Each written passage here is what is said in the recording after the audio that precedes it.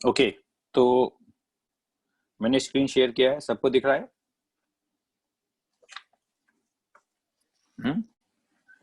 Okay, तो आपके questions मैंने लिए थे, मैं उसको ओपन कर रहा हूँ 42 पेज पे।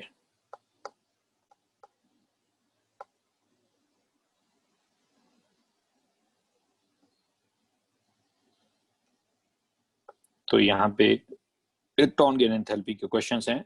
इसमें जो पहला क्वेश्चन आपका है मेरे पास इलेक्ट्रॉन गेन एंथैल्पी का, दैट इज 78 क्वेश्चन, जिसमें इलेक्ट्रॉन एफिनिटी पूछा है, member of the oxygen follows in the sequence. तो अगर आपको बताया था सेकंड और थर्ड पीरियड में सल्फर ऑक्सीजन की किसकी ionisation energy, electron gain enthalpy ज्यादा होगी? सल्फर की। सेकंड और नॉन मेटल में बताया था थर्ड की सेकंड पीरियड एलिमेंट से ज्यादा होती है। और इसमें और क्या है, दूसरा सेलेनियम में, ठीक है, तो सेलेनियम से कम होगी।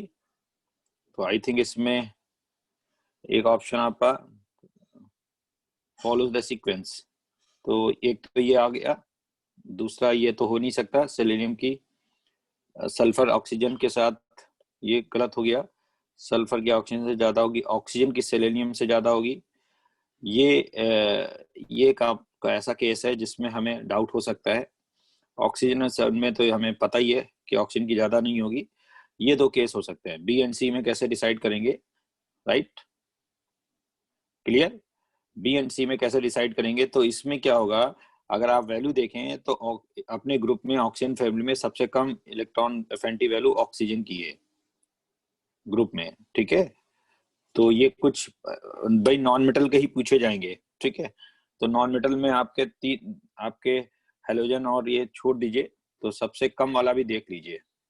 सबसे कम हमेशा सेकंड पीरियड एलिमेंट नहीं होगा, अलग अलग ग्रुप में अलग अलग आएगा। सबसे ज्यादा तो क्लियर है, सबसे ज्यादा electron affinity third period element की होगी, लेकिन सबसे कम पी ब्लॉक मेटल में ये वेरी करेगा। तो ऑक्सीजन ग्रुप में होता है oxygen, sulphur, selenium, tellurium, polonium, ठीक है। पोलोनियम मेटल हो गया, तो इनमें अगर कंपेरिजन करेंगे तो ये ऑर्डर आता है, ठीक है। अब टेलुरियम ऑक्सीजन में भी, तो ऑक्सीजन का टेलुरियम से भी कम है इलेक्ट्रॉन गेन, ठीक है, तो सेलेनियम से भी कम होगा। तो आंसर जो है इसमें आएगा वो सी आएगा, ठीक है, क्लियर?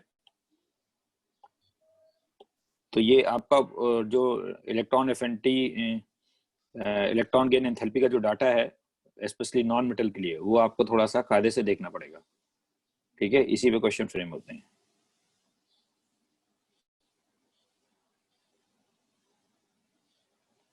ठीक है।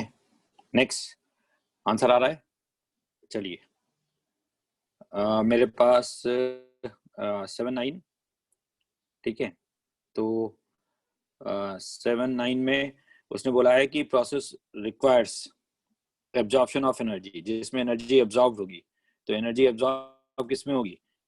इसमें हम यहाँ पे एनर्जी रिलीज होगी पहले में, इसमें भी एनर्जी रिलीज होगी, सक्सेसिव में एनर्जी हमें देनी पड़ती है।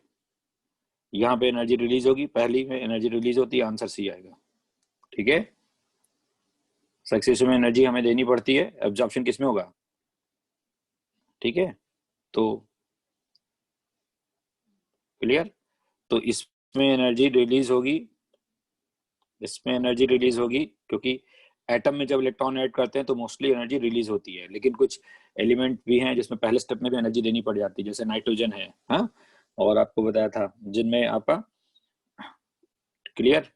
तो ये आपका, लेकिन सक्सेसिव आयोनाइजेशन एनर्जी में हमेशा एनर्जी आपको देनी पड़ेगी, क्योंकि स्टेबल आपको वहां पे रिपल्शन के रेस्पेक्ट में सक्सेसिव आयोनाइजेशन एनर्जी या successive electron gain enthalpy is, क्या बताया था, electron gain enthalpy is always positive, या electron affinity is negative, that is considered is zero. लेकिन वहां पे एब्जॉर्प्शन पूछा है, तो एब्जॉर्प्शन इसी में होगा, इसमें एनर्जी रिलीज होगी, तो आंसर सी आएगा, इसमें भी सी आएगा।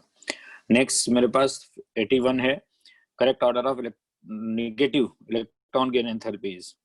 तो इलेक्ट्रॉन गेन एंथैल्पी नेगेटिव होती है, ठीक है, क्लियर?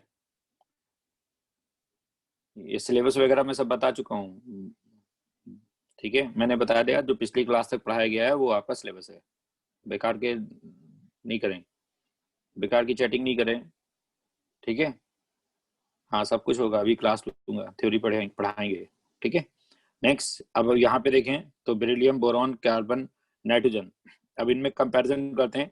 तो बेरिलियम का आपका स्टेबल कॉन्फिगरेशन आ गया S2, ये P3, तो इसकी वैल्यू कमी होगी। बोरॉन में आपका क्या हुआ P2 और ये P4, तो बताया था P2 P3 में वैल्यू किसकी ज्यादा होगी भाई। अगर हम ऐसे बोले बेरिलियम, बोरॉन, ठीक है, फिर बोरॉन के बाद कार्बन, नाइट्रोजन, देन ऑक्सीजन, तो इलेक्ट्रॉन गेन एंथैल्पी क्या होगा, ये वैल्यू कम होगी, स्टेबल कोर आ गया S2। अब इसमें P1 आ गया, इसमें P2 आ गया, इसमें P3 आ गया, फिर P4 आ गया, तो P3 P4 में फिर वैल्यू कम हो जाएगी, राइट। ये वैल्यू ज्यादा ही होगी, आप कंपेयर कर लो। इसमें S2 कॉन्फिगरेशन है सबसे कम, P3 और बोरॉन में क्या होगा, ठीक है। नाइट्रोजन में तो आपका ऑलरेडी एक प्रोटॉन का डिफरेंस, केवल आयनेशन एनर्जी की बात हो रही है, इलेक्ट्रॉन गेन एंथैल्पी पढ़ रहे हो, ठीक है। जब इलेक्ट्रॉन गेन में तो क्या होता है, उसकी वैल्यू ही उल्टी पड़ जाती है, एनर्जी मिलने के बजाय वो जो है हमें देनी पड़ जा रही है, तो ओवरऑल वैल्यू क्या होगी इसकी, इलेक्ट्रॉन गेन एंथैल्पी जो होगी वो पॉजिटिव हो गई, है ना। तो उल्टा हो गया ना, तो इसमें भाई बोरॉन में एनर्जी मिलेगी, नाइट्रोजन में एनर्जी देनी पड़ेगी, प्रोसेस ही उल्टा हो गया। तो आप कंपेयर करोगे तो इलेक्ट्रॉन एफिनिटी क्या हो जाएगा, ये नेगेटिव वैल्यू हो जाएगी, ये बाकी पॉजिटिव वैल्यू हो जाएंगी। तो ये इलेक्ट्रॉन एफिनिटी की वैल्यू यहाँ पे उसने बोला निगेटिव इलेक्ट्रॉन गेन एंथैल्पी, ठीक है। तो नेगेटिव इलेक्ट्रॉन गेन एंथैल्पी सभी की आएगी, नाइट्रोजन में पॉजिटिव आ जाएगी, तो वैसे कंपैरिजन हो गया, ठीक है। नेगेटिव इलेक्ट्रॉन गेन एंथैल्पी को हम क्या बोल सकते हैं, इलेक्ट्रॉन एफिनिटी। तो इलेक्ट्रॉन एफिनिटी सबकी पॉजिटिव होगी, नाइट्रोजन की नेगेटिव आएगी, और बेरिलियम की भी नेगेटिव आएगी, तो ये वैल्यू सबसे कम हो गई, बाकी ज्यादा होगी। P3 P2 एंड P4 में किसकी ज्यादा होगी, इस पर जेड ज्यादा है, जेड किस पे ज्यादा है P4 में, जेड ज्यादा है, तो ये आंसर आ जाएगा, डी आंसर आएगा। बोलिए, बात समझ में आई, ठीक है, ओके।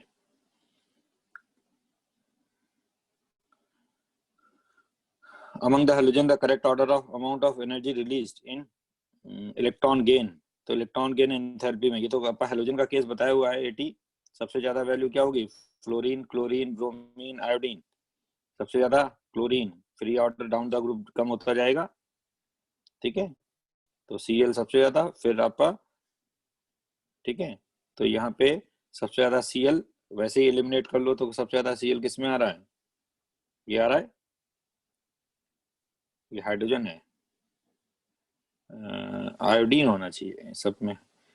अच्छा, the among halogen the correct order of amount of energy released in electron gain enthalpy is, तो ये I होगा, among halogen लिखा ना तो I आएगा, I कर लेना, यहाँ पे I कर लेना, हाँ I हो जाएगा। तो I में देखो सबसे ज्यादा, ये तो वैसे हट गया, ये भी हट गया, यहाँ पे यही आएगा, अच्छा ये भी हट गया, सबसे ज्यादा तो ये आएगा, क्लोरीन की कम होगी, फिर यहाँ पे ब्रोमीन, और फिर आयोडीन, ये ऑर्डर आएगा, तो आंसर सी, ठीक है। आईओएफ में डेटाबेस होगा, वो आप डेटा जो दिया है वो देखिए, ठीक है। मैंने बताया लोएस्ट वन आपको डेटा से पता चलेगा, क्लियर। नेक्स्ट 81, 81 में हो गया, फिर मेरे पास 84, ये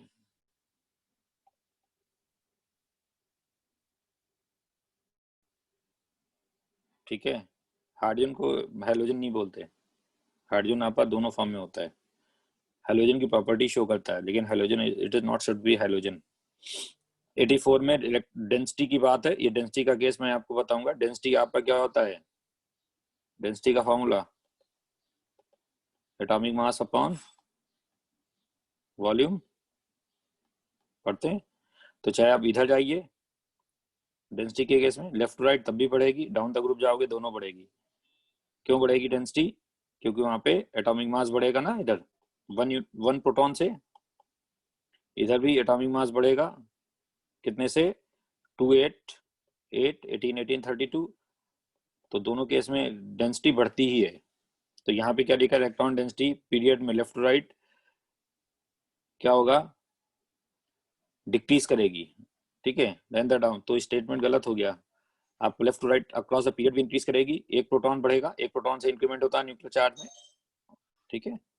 तो यहाँ पे electron density increases across the period, यहाँ तक तो सही है, फ्रॉम लेफ्ट टू राइट ये स्टेटमेंट सही है, while decreases down the group ये स्टेटमेंट गलत हो गया। तो ये आपका इनकरेक्ट हुआ। बाकी ionization energy depends upon stable configuration, सही है। स्टेबल कॉन्फिगरेशन अगर होता है तो आयोनाइजेशन एनर्जी क्या हो जाती है, इलेक्ट्रॉन एफिनिटी कम हो जाती है, नहीं बढ़ जाती है, आयोनाइजेशन एनर्जी की बात हो रही है, ठीक है। तो आयोनाइजेशन एनर्जी बढ़ जाएगी स्टेबल कॉन्फिगरेशन पे, ठीक है। Generally electron affinity decreases from down the group, generally सही है, एक्सेप्शन के साथ वैसे डिक्रीज करती है, लेकिन जनरली बोला, इन जनरल तो डिक्रीज ही करेगी, सही है, ये भी सही है। Moving diagonally charge to size ratio, जिसको क्या बताया था, electron density remains nearly same, ये ठीक है। सेकंड और पीरियड में बताया था डायगोनल रिलेशनशिप जो होता है period element up to 14 group, सही है। तो ये भी सही, ये भी सही, ये भी सही, ये इनकरेक्ट, यही आंसर है, ठीक है। बात समझ में आई, ओके।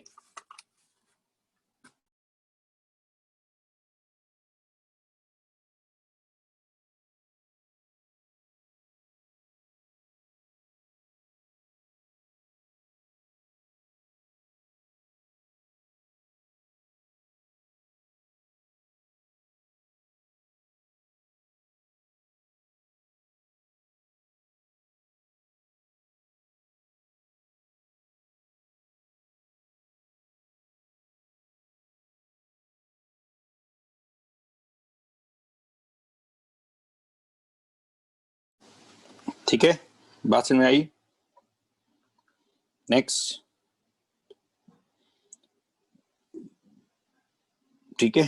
तो डायगनली चार्ज अपॉन साइज, तो क्योंकि क्या होता है कि अगर हम जो है ऐसे मूव करते हैं लेफ्ट टू राइट जाने पे तो साइज डिक्रीज करता है, ऐसे करते हैं तो साइज इंक्रीज करता है, ऐसे जाते हैं तो साइज डिक्रीज करता है, लेकिन डायगनली ऐसे जाते हैं तो लगभग कांस्टेंट रहता है, ठीक है। तो उसने बोला है on moving diagonally the charge to size ratio remain nearly same for second and third period element up to 14 group, सही है, ओके। नेक्स्ट 85 इलेक्ट्रॉन एफिनिटी, ये सही करेक्शन करिएगा, यहाँ इलेक्ट्रॉन एफिनिटी नहीं होना चाहिए, it is electron gain enthalpy, इसको लिखिए इलेक्ट्रॉन गेन एंथैल्पी।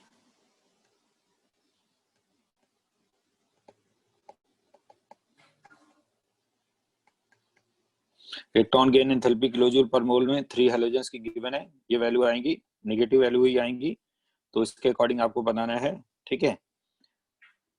तो वैल्यू क्या होगी, X N Y Z element क्या होगा, तो कौन सा एलिमेंट सबसे ज्यादा ई एन वैल्यू किसके रेस्पेक्ट में आएगी, ये हो गया higher value, that is chlorine, ठीक है। फिर 3 ये आपका ब्रोमीन हो गया, और फिर आयोडीन हो गया, फ्लोरीन, आयोडीन है नहीं, फ्लोरीन आएगा, फिर आपका फ्लोरीन आएगा। तो आंसर जो आएगा वो क्लोरीन ब्रोमीन फ्लोरीन क्या आ रहा है, 34,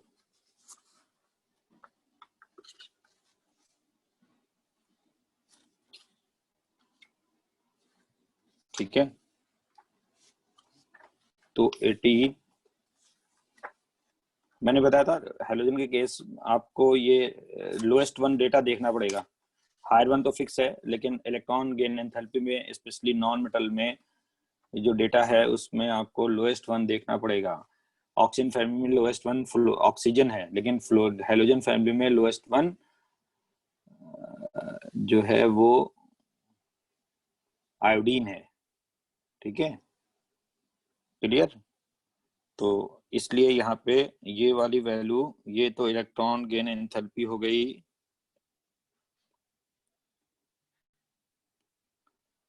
गेन एंथैल्पी,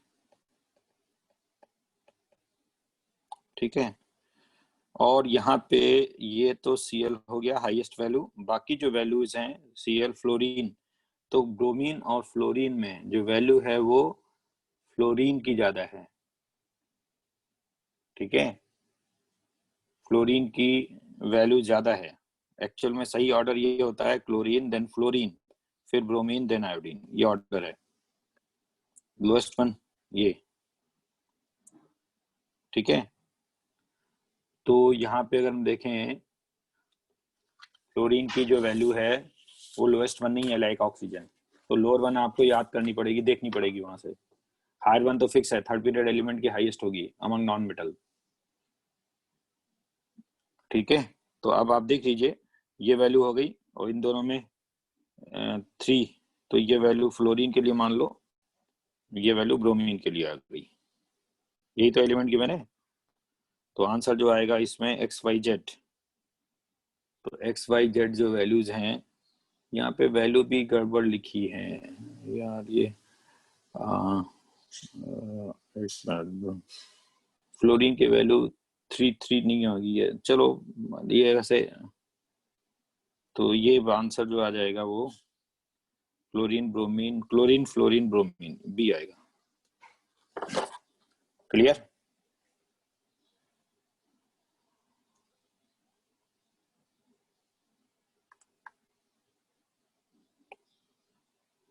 क्लियर? नेक्स्ट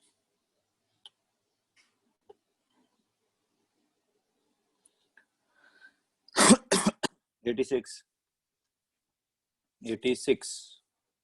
जो है ionization energy of an element. तो आयनाइजेशन एनर्जी ऑफ एलिमेंट जो होगा वो क्या होगा, एलिमेंट की ionization energy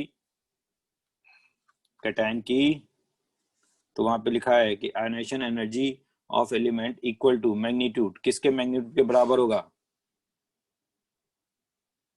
magnitude opposite sign of electron gain enthalpy of which element, ionization energy of an element is equal in magnitude and, तो इसमें क्या आएगा, equal in magnitude and opposite sign the electron gain enthalpy of cation, यही आएगा, right? ये बताया भी था। जो आपकी आयनाइजेशन एनर्जी है मेटल से, आपने एक इलेक्ट्रॉन निकाल दिया, कैटायन बन गया, तो गैसेस कैटायन में अब इलेक्ट्रॉन आप ऐड करोगे तो दोनों प्रोसेस, दोनों में सेम अमाउंट की एनर्जी का इन्वॉल्वमेंट होगा, लेकिन यहाँ पे एनर्जी रिलीज होगी, यहाँ पे एनर्जी रिक्वायर्ड होगी, तो दोनों मैग्नीट्यूड में इक्वल होंगे। तो ionization energy of metal atom या atom is equal to ionization energy of cation, electron gain enthalpy of cation. Atom की जो ionization energy that is equal in magnitude, opposite in sign, क्योंकि एक में energy absorb होगी, एक में energy release होगी, रिलीज में नेगेटिव साइन, एब्जॉर्ब में पॉजिटिव साइन, तो इलेक्ट्रॉन गेन और एंथैल्पी ऑफ कैटायन। ठीक है, क्लियर? तो वहां पे same as electron affinity of element, element की इलेक्ट्रॉन एफिनिटी और आयनाइजेशन एनर्जी अलग अलग होंगी एलिमेंट की, आयन में वो सेम हो सकते हैं, एलिमेंट की तो अलग अलग आएंगी। ठीक है, तो बी ऑप्शन गलत हो गया। ठीक है, तो यहाँ एलिमेंट लिखा है, क्लियर? तो 80 यहाँ एलिमेंट लिखा है, एलिमेंट में ये दोनों सेम नहीं हो सकते, ये कैटायन लिखा है यही सही होगा, फिर magnitude of opposite and sign anion के साथ होगा नहीं, आंसर ये आएगा। नेक्स्ट जो है मेरे पास क्वेश्चन में वो आपका 88।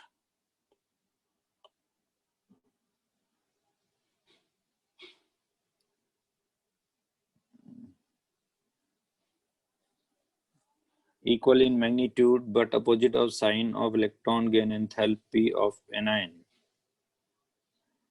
Electron gain and equal in magnitude opposite sign of electron gain enthalpy of anion. anion तो गलत हो गया ना। 86 में आंसर क्या है? ए है क्या? कोई कह रहा डी है? गलत बोलते हो यार। 86 में आंसर ए है। क्लियर है? Okay next. क्लियर। नेक्स्ट यहाँ पे 88 में यहाँ पे गिवन है कि atom with high electronegativity, atom with high electronegativity generally as, तो क्या होगा हाई इलेक्ट्रोनेगेटिविटी में? तो जेड ज्यादा होगा कम होगा? Atom with high electronegativity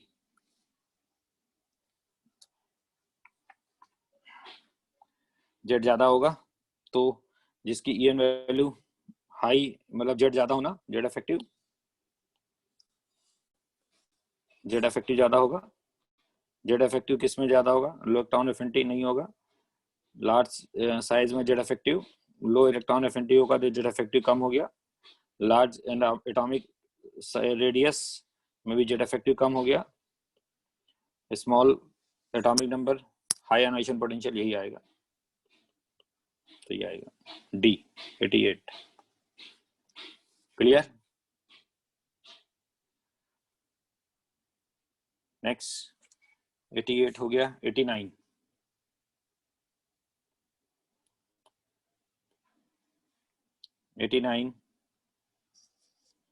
small atomic number में क्या होगा? एटॉमिक नंबर मतलब जेड कम होना, नंबर मतलब जेड इफेक्टिव कम होना, न्यूक्लियर चार्ज कम होगा। एटॉमिक नंबर का मतलब जेड कम होना, जेड कम होगा तो जेड इफेक्टिव भी कम होगा। एक्चुअल में जेड तो थ्योरेटिकल है, प्रैक्टिकल तो जेड इफेक्टिव है। जेड तो थ्योरेटिकल मीनिंग है, बताया था। एक्चुअल जो चार्ज होता है उससे कुछ कम फील होता है, तो प्रैक्टिकल तो जेड इफेक्टिव है एक्चुअल, उसके तो थ्योरेटिकल मीनिंग है। नेक्स्ट 89 में देखेंगे, ठीक है। 89 में यहाँ पे how many given species have negative electron gain enthalpy. Negative electron gain enthalpy जिनका होगा, ठीक है, नेगेटिव इलेक्ट्रॉन गेन एंथैल्पी मतलब एनर्जी रिलीज होगी, तो फ्लोरीन में रिलीज होगी, इसमें रिक्वायर्ड होगी, ठीक है। यहाँ पे अगर आप देखें तो नेगेटिव इलेक्ट्रॉन गेन एंथैल्पी मतलब पहले स्टेप में एनर्जी रिलीज होना, तो पहले स्टेप में एनर्जी फ्लोरीन में रिलीज होगी, नाइट्रोजन में रिक्वायर्ड होगी। ये नहीं होगा, इसमें रिलीज होगी, बेरिलियम में रिक्वायर्ड होगी, इसमें रिक्वायर्ड होगी, इसमें रिक्वायर्ड होगी, इसमें रिलीज होगी, इसमें रिक्वायर्ड होगी, सक्सेसिव हो गया, इसमें रिलीज होगी, इसमें रिक्वायर्ड होगी। सक्सेसिव में हमेशा एनर्जी रिक्वायर्ड होगी, तो आंसर 1 2 3 4 4 आ रहा है 89।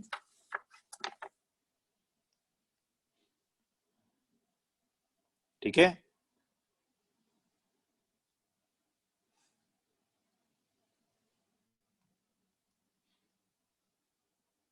सॉरी कैल्शियम में भी हो, सॉरी कैल्शियम में नहीं आएगा, कैल्शियम भी तो वही हो गया स्टेबल कोर में, कैल्शियम में भी रिक्वायर्ड होगी। आंसर 1 2 3 3 आना चाहिए, बी आ रहा है आंसर। आंसर चेक करो 89 में, हाँ बी आना चाहिए 3, क्योंकि कैल्शियम भी स्टेबल कॉन्फ़िगरेशन पे आ गया ना उसकी वैल्यू, ठीक है, उसमें भी एनर्जी पहले स्टेप में देनी पड़ जाएगी। क्लियर? नेक्स्ट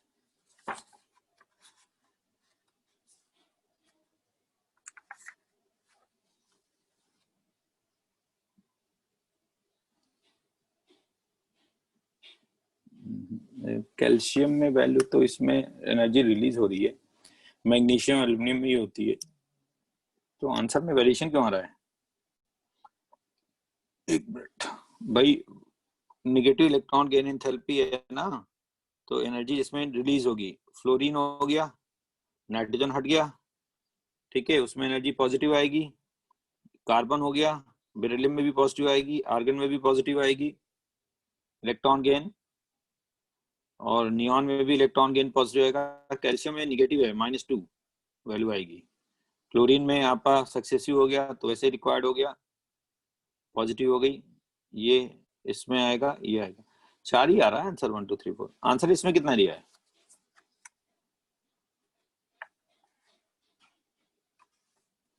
89।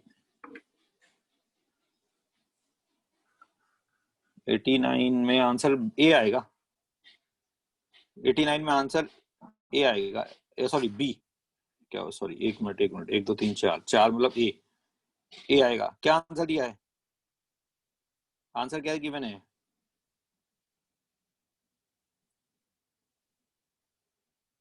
ए गिवन है, ओके क्लियर। हाँ,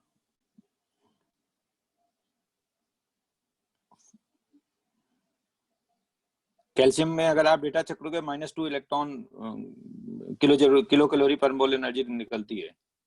मैंने बताया था ना, रिक्वायर्ड एनर्जी बढ़ जाएगी, रिलीज एनर्जी कम होगी। तो कुछ केस में मैंने बताया था, ऊपर स्टेटमेंट लिखा है कि जब वहां पे first electron gain enthalpy mostly negative होती है, जब स्टेबल कोर आता है तो वहां पे रिक्वायर्ड एनर्जी बढ़ जाती है, जिसके कारण रिलीज एनर्जी कम होती है। तो इट मे बी पॉजिटिव और मे बी लेस निगेटिव, लिखवाया स्टेटमेंट। हाँ, इलेक्ट्रॉन गेन एंथैल्पी में नॉन मेटल के केस में आपको डेटाबेस क्वेश्चन ही डेटा याद होने चाहिए हल्के फुल्के, नहीं तो फिर क्वेश्चंस वेरिएशन में आते हैं, ठीक है। क्योंकि ये आपका प्योरली एक्सपेरिमेंटल वैल्यू पे है, क्योंकि इसमें अट्रैक्शन और रिपल्शन दोनों फोर्सेस लग रहे हैं, तो मोस्टली ये फैक्चुअल केस ही है। थ्योरी यहाँ पे बहुत केसेस, कम केसेस में वैलिड होगी, ठीक है। नेक्स्ट, यहाँ पे जो नेक्स्ट जो आएगा 90 में देखेंगे, element which has highest electron affinity, ठीक है। तो element which has highest electron affinity, highest electron affinity किस में होगी? ऑक्सीजन में लोएस्ट है, ये लोएस्ट, नाइट्रोजन में लोएस्ट, लो हो गई, फास्फोरस में, ठीक है। तो अगर इन दोनों में सबसे वैल्यू, सबसे कम वैल्यू देखें तो आपको वैसे ही P3 कॉन्फिगरेशन आ गया, ये P4 हो गया।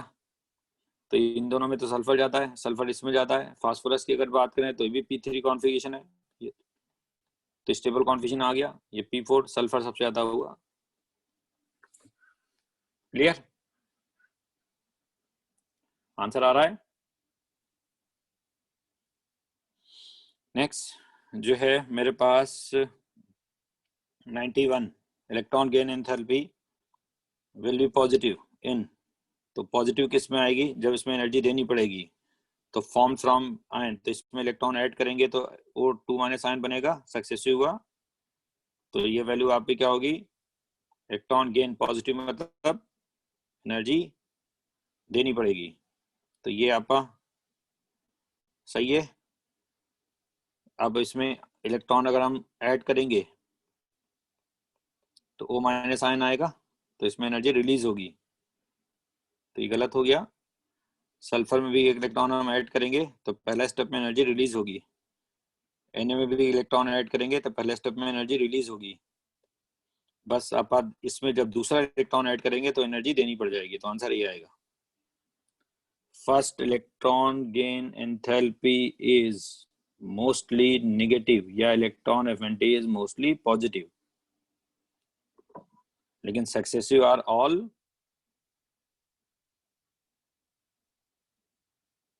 Positive, electron gain all positive, ठीक है। तो इलेक्ट्रॉन गेन पूछा है। 92 तक कोई डाउट? 92 भी पूछा है, electron gain, electron enthalpy change in the following process is given. तो यहाँ पे इलेक्ट्रॉन ऐड कर रहे हैं तो माइनस में वैल्यू है, ये इलेक्ट्रॉन गेन हुआ, ठीक है, एक इलेक्ट्रॉन एडिशन पे। विच ऑफ द फॉलोइंग,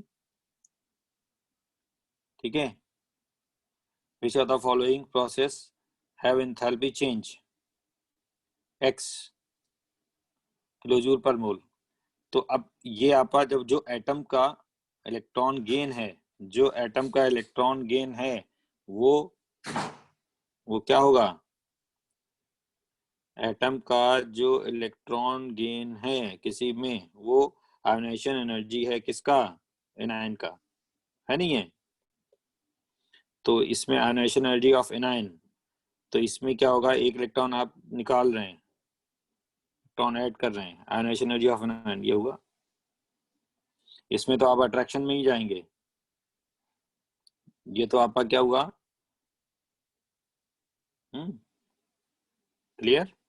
तो आपको बताया था जब इसको जा देखिए, एक्स कोई एटम है गैस, इसमें इलेक्ट्रॉन ऐड करोगे तो इसमें एनर्जी हमें रिलीज होगी, फिर उससे हम इलेक्ट्रॉन निकाल देंगे तो फिर से एटम आ जाएगा। तो फिर एटम आ जाएगा। तो ये क्या है, ionization energy, delta H ionization energy किसकी, ऑफ एक्स माइनस आयन, वो इक्वल इन मैग्नीट्यूड होगा किसके, इलेक्ट्रॉन गेन एफ एन टी ऑफ एक्स। तो उसने बोला है ये इलेक्ट्रॉन एफ एन टी एक्स हो गई, तो किसके बराबर है, उसी एलिमेंट के एनायन की आयोनाइजेशन एनर्जी, यही तो है आयोनाइजेशन एनर्जी, एनायन से इलेक्ट्रॉन निकालिए। ये क्या है, डाइवेलेंट से हम एनायन बना रहे हैं, वो गलत हो गया, इसमें हम इलेक्ट्रॉन ऐड कर रहे हैं, तो ये तो वही वाली बात हो गई। तो विच of the following have enthalpy change x kilojoule पर मोल, तो पॉजिटिव में वैल्यू, तो ये तो ऊपर वाली वैल्यू हो गई, ये तो निगेटिव ही वैल्यू आएगी, तो ये भी गलत हो गया, ये पॉजिटिव में वैल्यू आएगी, इसमें इलेक्ट्रॉन एफिनिटी, ठीक है, क्लियर है, ओके।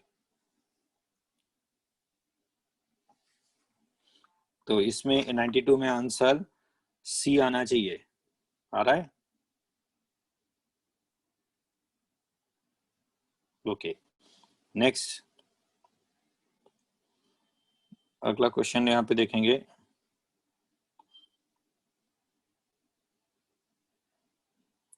Eighty six.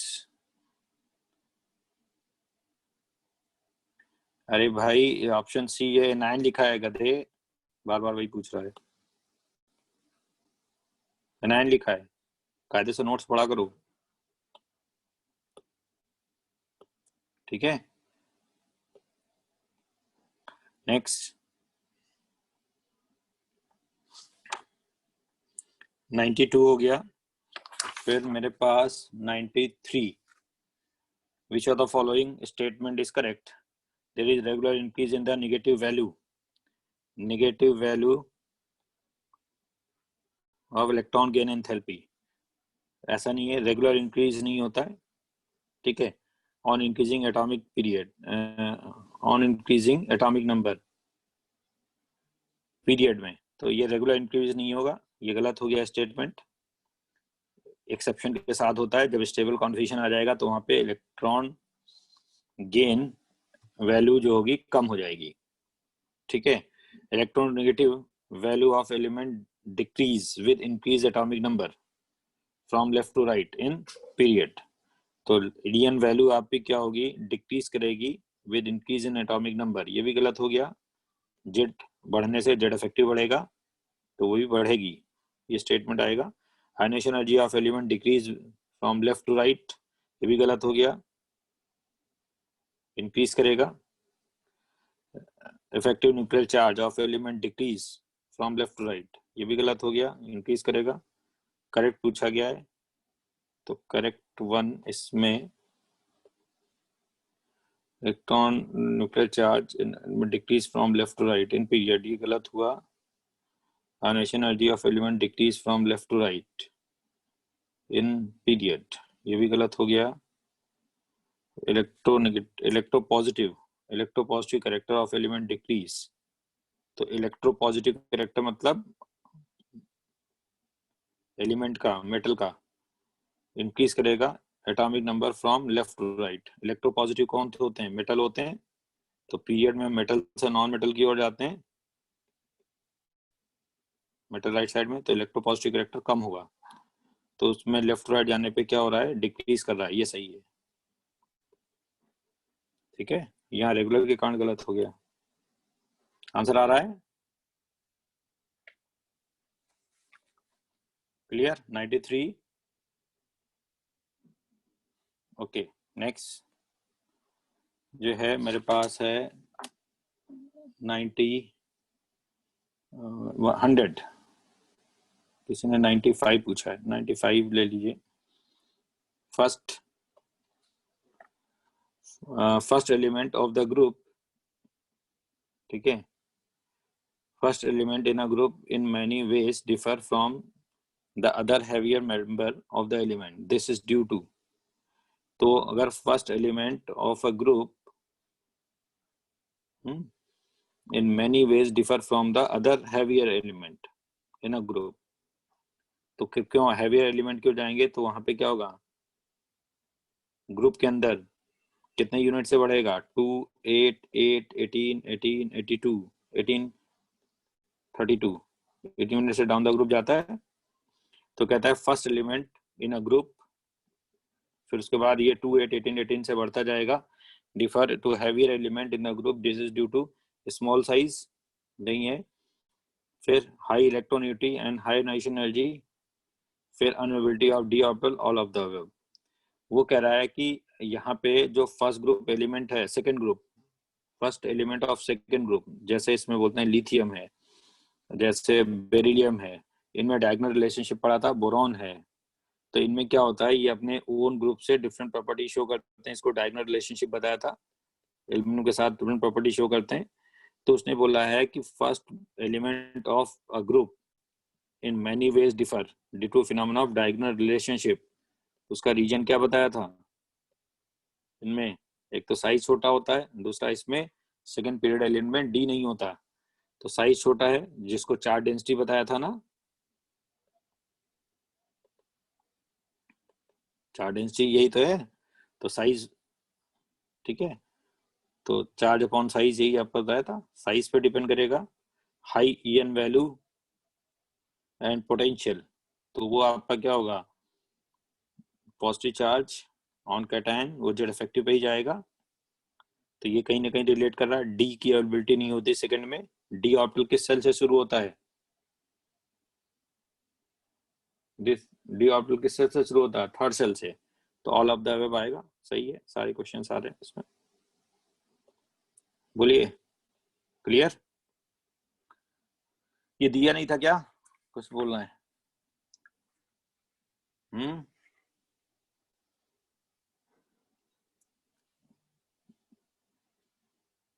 तो first element of the group very differ, तो ये यहाँ पर जेड से डिफर कर रहा है ना, जेड के कारण, क्योंकि ईएन वैल्यू उनकी बढ़ेगी ना जेड से तो उन्हें 93 तक दिया था, तो ठीक है, आगे करेंगे, पूरा कंप्लीट कर लेंगे, आगे 106 तक कर लेंगे, ठीक है, नहीं दिया था तो अगली क्लास में डिस्कस करेंगे, ठीक है। तो ये आप स्टार्ट करेंगे 94 से पूरा, 94 टू 106 पूरा करेंगे। और डीपीपी में भेजूंगा, राइट, डीपीपी में भेजूंगा, वो करेंगे आप।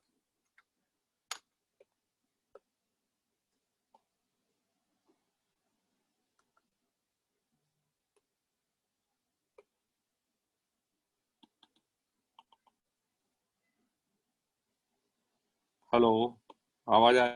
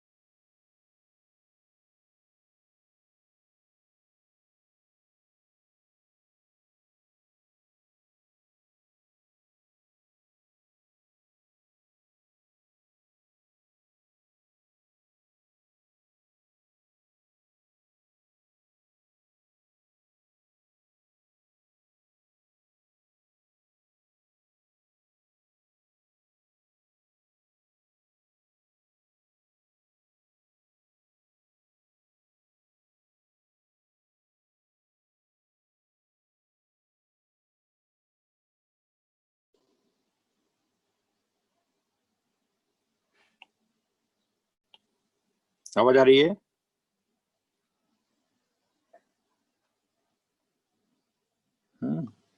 ओके,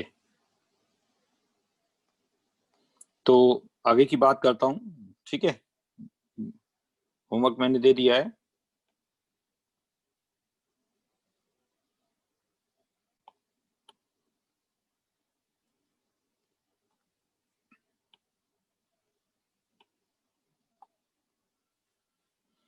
तो मैंने पिछली क्लास में लैटिस एनर्जी बताई थी।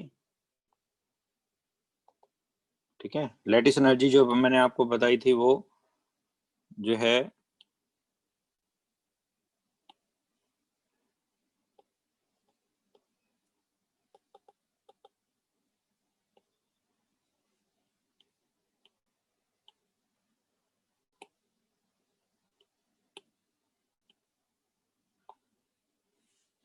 दूसरी एनर्जी जो इसमें आती है हाइड्रेशन एनर्जी। लैटिस एनर्जी और हाइड्रेशन एनर्जी में डिफरेंस आपको मैंने बताया था। एक मोल एनर्जी की वैल्यू जो हम लेते हैं उसको हम लैटिस एनर्जी बोलते हैं। हाइड्रेशन एनर्जी क्या होती है? एक मोल गैसेस कैटायन आयन को कंप्लीटली वाटर में डिसॉल्व करने पे जो अमाउंट ऑफ एनर्जी रिलीज होती है उसे हाइड्रेशन एनर्जी बोलते हैं। तो जो हाइड्रेशन एनर्जी है,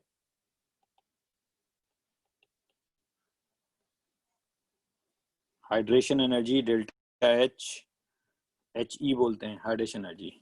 तो आपको बताया था कि सबसे पहले इसमें क्या होगा, गैसेस कैटायन आयन जब बनेंगे वहां पे क्या होगा, जो जैसे NaCl सॉलिड एक मोल ले लिया, इसको करेंगे तो ये पहले Na प्लस गैसेस कैटायन और Cl माइनस गैसेस कैटायन बनाएगा। अब ये गैसेस कैटायन वाटर में फर्दर डिजॉल्व होंगे, हाइड्रेशन में जाएंगे। ठीक है, तो दोनों स्टेप साइमल्टेनियसली होते हैं जिसको हम यहाँ पे दिखा रहे हैं। तो जब कैटायन आयन बन जाएगा तो इसका वाटर के साथ डिसोसिएशन होगा, जब देखिएगा। तो क्या होगा, गैसियस कैटायन सपोज इसमें x number of water molecule associate हो जाएंगे तो इसका हाइड्रेशन हो जाएगा। हाइड्रेशन होने के बाद क्या बनेगा, Na plus H2O surrounded by x water molecule दिखाया था, या इसी को हम ऐसे भी लिख सकते हैं NaAQ। AQ मतलब इक्वेटेड कैटायन। ठीक है, plus delta H1। Delta H1 क्या है, हाइड्रेशन एनर्जी ऑफ कैटायन। ठीक है, तो यहाँ पे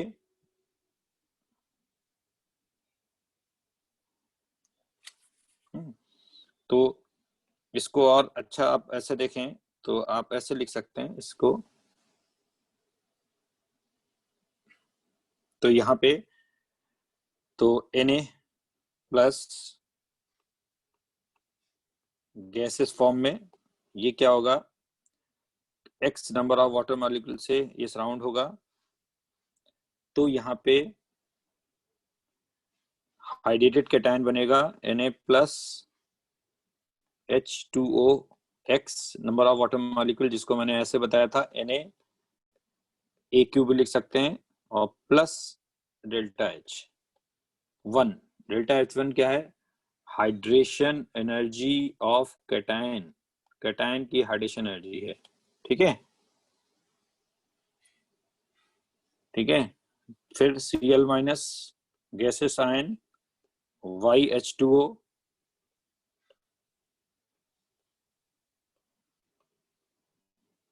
ठीक है, Cl minus H2O whole Y,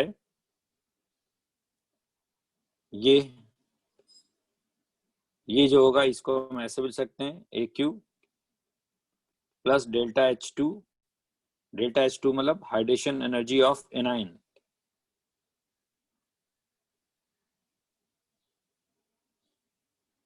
hydration energy of anion.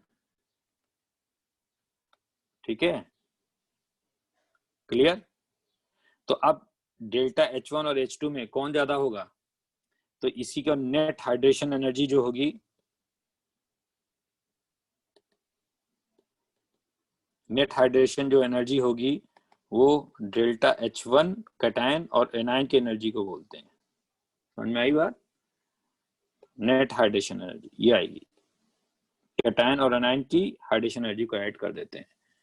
किसकी एनर्जी ज्यादा होगी, हाइड्रेशन एनर्जी कैटायन और एनायन में, बताओ किसकी ज्यादा होगी? हाइड्रेशन एनर्जी ऑफ कैटायन की ज्यादा होगी। क्यों? क्योंकि उसमें चार्ज स्मॉल साइज है, चार्ज डेंसिटी ज्यादा होगी। तो हाइड्रेशन एनर्जी ऑफ कैटायन, जिसको हमने क्या बोला था, delta H1 would be greater than hydration energy of anion, जिसको हमने क्या बोला, डेल्टा H2। एक्स और वाई में कौन बड़ा होगा? एक्स और वाई में कौन बड़ा होगा नंबर में? X associated water molecule would be more than Y. Associated water molecule X में एक्स ज्यादा होगा। ठीक है, तो हाइड्रेशन एनर्जी एक्सप्रेशन की अगर हम बात करें, तो हाइड्रेशन एनर्जी को अगर हम डिफाइन करें, ठीक है, तो ये क्या होगा, hydration energy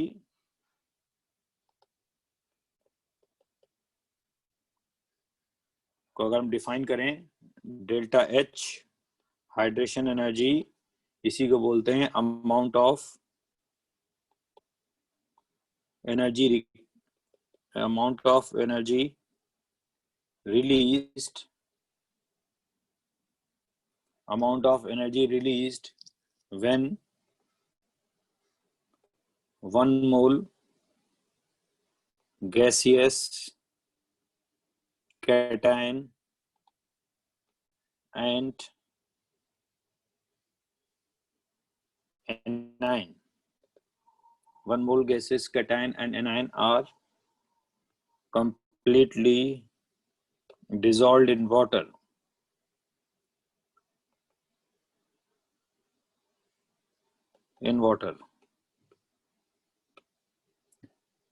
Is called hydration energy. Is called hydration energy. ठीक है, क्लियर? और इसका जो एक्सप्रेशन आता है हाइड्रेशन एनर्जी का, it always carry negative sign, हमेशा एनर्जी रिलीज होगी। It always carry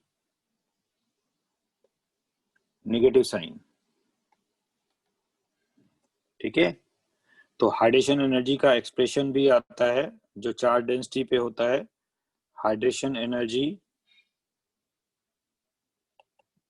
charge on cation upon charge radius of cation plus charge of anion upon radius of anion, यही चार्ज डेंसिटी होता है। ठीक है, तो ये एक्सप्रेशन भी ले सकते हैं। चार्ज डेंसिटी ऑफ कैटायन है, ये चार्ज डेंसिटी ऑफ एनायन है। ठीक है, ये part charge density of cation, ये चार्ज डेंसिटी ऑफ एनायन, इनका समेशन किया था तो वही हाइड्रेशन एनर्जी होगी। और लास्ट वन पॉइंट लिख रहा हूँ, उसके बाद छोड़ रहा हूँ। Hydration energy is directly proportional to charge density, बताया था। ठीक है, is directly proportional to hydrated size. Charge density इसका ज्यादा होगा, उसका हाइड्रेटेड साइज भी ज्यादा होगा, उसकी आयनिक मोबिलिटी कम हो जाएगी। ठीक है, तो ये जो है आपका रिलेशनशिप आ जाता है। हाइड्रेशन एनर्जी जिसका ज्यादा है उसकी चार्ज डेंसिटी जिसकी ज्यादा होगी उसका हाइड्रेशन एनर्जी भी ज्यादा होगा, हाइड्रेटेड साइज भी ज्यादा होगा। तो कहीं ना कहीं हाइड्रेशन एनर्जी किससे रिलेटेड है? चार्ज डेंसिटी से। ठीक है, तो इसी को आप ऐसे देख सकते हैं कि जो है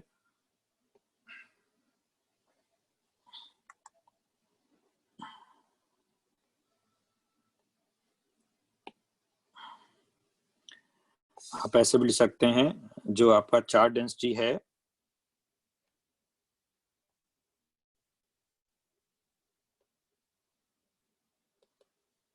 directly proportional to hydration energy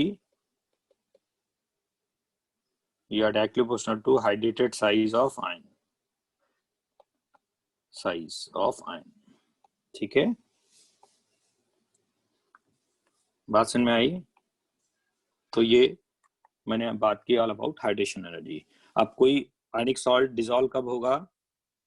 water में जब उसमें हाइड्रेशन एनर्जी लैटिस एनर्जी से ज्यादा होगी। क्लियर? क्लियर? ओके। तो आगे की बात मैं अगली क्लास में करूंगा। किसी की क्या क्लास है तो आगे की बात में करूंगा। ठीक है? ओके।